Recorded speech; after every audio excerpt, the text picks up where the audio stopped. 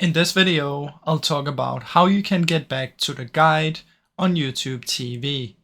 Now, it's different if you're on the phone or on smart TV or on your PC, but these are the ways that you can do it. If you're on your smart TV or any of the streaming devices, you want to press the back button on your remote and this will get you to the guide.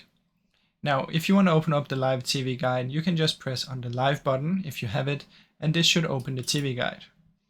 So if you want, you can also just open up YouTube TV app, select Live tab, and this should open up the guide. If you're on your phone, you just want to open up your app, select the live, and that should work. For your PC, you want to head over to tv.youtube.com and select the Live tab, and you should be able to see the guide.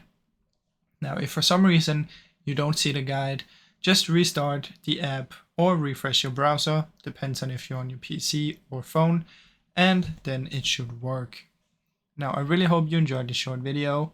If you did, please leave a like and subscribe, as it helps me out a ton. Thank you so much for watching.